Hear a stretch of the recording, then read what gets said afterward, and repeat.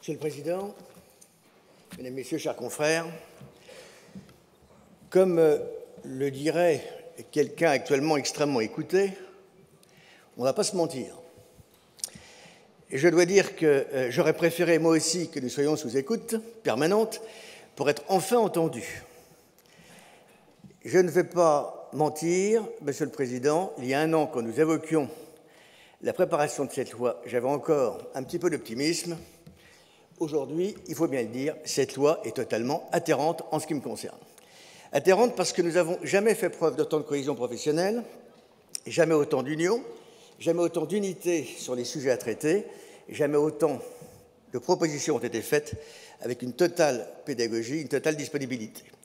Le dogme l'a ensuite emporté, heureusement.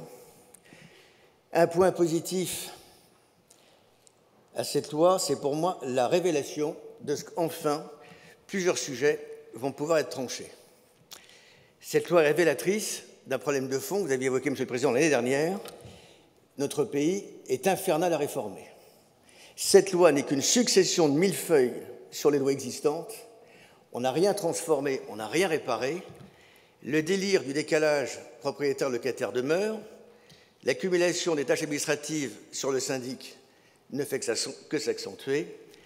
Et les malentendus existent toujours. Heureusement, nos efforts ont permis, grâce aux travaux du livre blanc de la profession, à ce qu'enfin un Conseil national soit créé. Je crois que vous avez évoqué le sujet ce matin pour quelques-uns.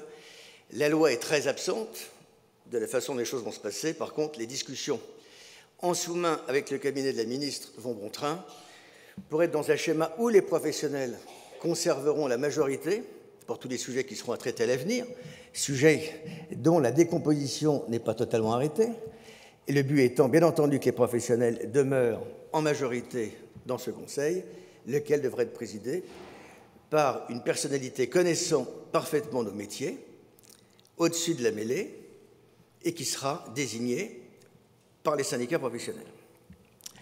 Je vous ai cité pour moi le seul point positif de cette loi qui nous permettra peut-être demain de poser normalement les problèmes qui arrivent sans cesse sur nos métiers, de façon qu'on ait peut-être un peu plus de chance qu'aujourd'hui de pouvoir les traiter positivement. Si je dis que cette loi est scélérate, il faut être très clair, sur le plan locatif, vous avez été abreuvé ce matin et cet après-midi de tous ces textes qui arrivent par cette loi. Je prendrai simplement sur le locatif un point révélateur de ce que le dogme, comme quoi le propriétaire est un délinquant potentiel toujours dans la loi par rapport au locataire qui est à protéger, comment l'inéquité peut demeurer, au regard de la loi, entre ces deux parties qui sont aussi louables et vertueuses potentiellement que sont les locataires et propriétaires, lorsque la Gueule, cette fameuse Gueule dont un autre illustre homme politique français aurait volontiers dit qu'elle a fait pchit, on arrive à un schéma très simple. S'il y a non-respect de l'obtention de la Gueule par le locataire, il encourt une pénalité de 2 fois le plafond de la sécurité sociale, soit 6 200 €. Le propriétaire, 2 ans de loyer. Ça veut donc dire que pour un loyer de 2 000 €, un propriétaire qui serait considéré comme responsable d'avoir utilisé la Gueule à mauvais escient aurait une pénalité de 48 000 €, tandis que le locataire, qui est considéré comme étant vertueux, lui, n'aurait qu'une pénalité de 6 200 €. Rien que ce sujet fait apparaître que, par définition, si on veut dégoûter le bailleur, je ne vois pas comment on pourrait s'y prendre autrement. Tous nos efforts font apparaître, et je l'ai dit à la ministre, qu'on a une inéquité en plus entre l'économie de plus en plus encadrée, de la gestion autonome, la gestion par un particulier, par rapport à la gestion déléguée. Cette loi est totalement illisible pour un particulier. Dans les zones hypertendues, seront très clairs. Et cette loi, elle arrive pour la zone hypertendue de la région parisienne. À l'arrivée, là aussi, il y a du pchit partout, puisqu'on se rend bien compte que dans les problématiques des valeurs locatives qui sont arrêtées en région, on est dans un équilibre qui ne traumatise personne. Sur Paris, c'est autre chose. Résultat, on voit apparaître dans la loi la possibilité de fixer d'une façon arbitraire des loyers, même pour des propriétaires qui ont organisé un placement, un investissement, lequel pourrait être remis en cause.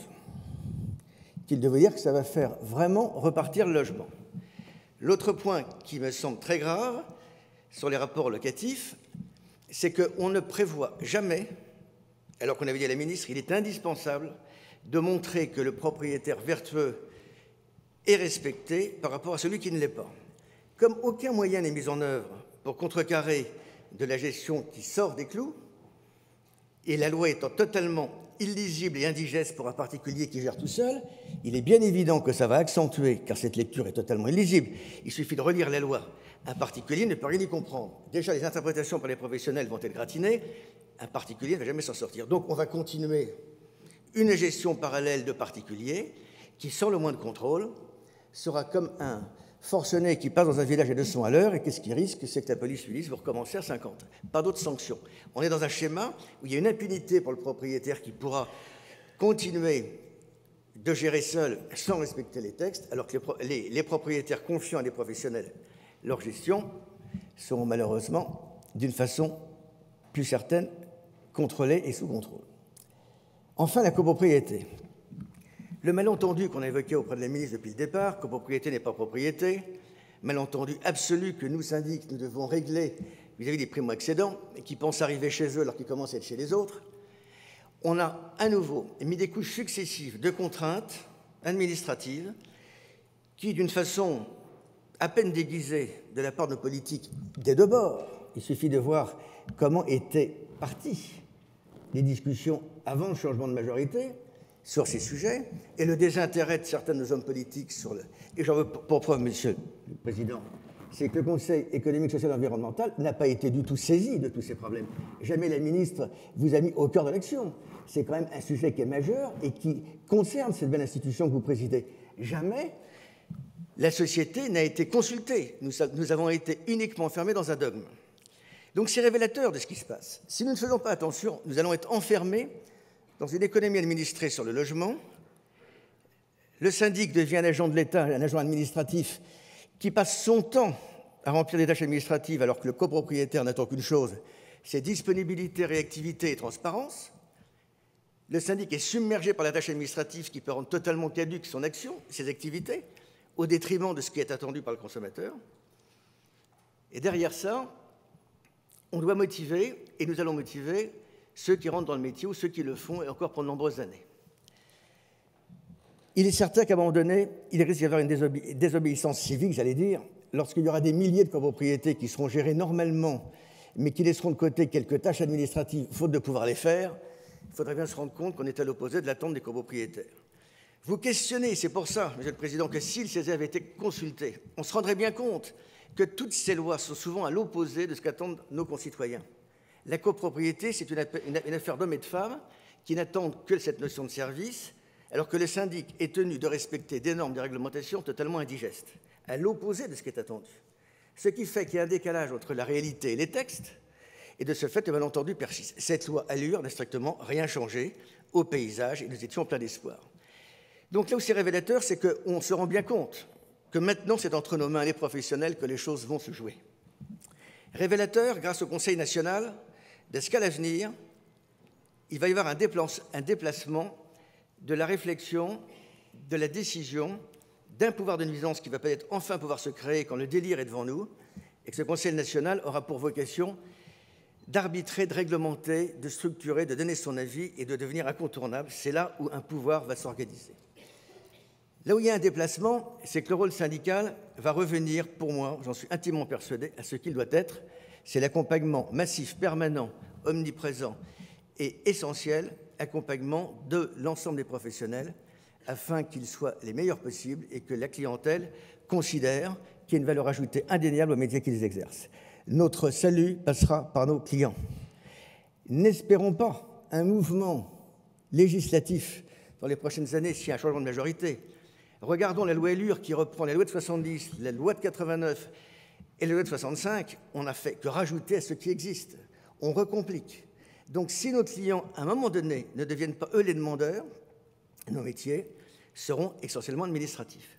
Donc je suis plein d'espoir parce que le terrain fait apparaître que nos clients sont demandeurs des services que nous pouvons apporter, dès lors qu'ils sont bons, dès lors qu'ils sont transparents, dès lors qu'ils sont indéniables. La révélation de cette loi, comme je vous l'indiquais, Monsieur le Président, c'est que d'une certaine façon, l'avenir est entre les mains des professionnels pour qu'on fasse bouger les choses grâce à nos clients qui comprendront ce que l'on veut. Nous ne pouvons pas être isolés de nos clients par rapport à leurs attentes. Cette fois, on va aider à tous. Pour tous, on va les aider à nos confrères, les professionnels et puis peut-être certains particuliers, à qu'elle soit plus digeste qu'elle n'apparaît. L'année dernière, vous nous indiquiez à cette même tribune, Monsieur le Président, que le monde changeait. C'était moins une révolution qu'un changement de société qui se préparait, que d'une certaine façon, c'était une métamorphose. Vous parliez des générations futures, j'avais bien noté ces points, et je pense que votre vision de l'année dernière est totalement intacte sur ce qui doit se dessiner. Je pense que grâce à votre concours et ceux de vos collègues dans cette institution, nous pourrons certainement faire bouger les choses à terme, mais certainement pas s'imaginer que c'est par le législateur tout seul que les choses pourront à nouveau bouger. Je le disais tout à l'heure, Monsieur le Président, jamais nous n'avons été autant unis professionnellement, jamais on était autant en cohésion, jamais on était aussi peu entendus. C'est révélateur de ce qu'il y a une crise aussi sur le fonctionnement de nos institutions professionnelles, sur la façon dont elles doivent être vues, gérées, organisées pour l'avenir. Et je suis intimement persuadé, j'en conclus, de ce qu'une nouvelle génération doit aussi balayer les rétroviseurs qui nous ont tous peut-être un peu influencés dans les méthodes.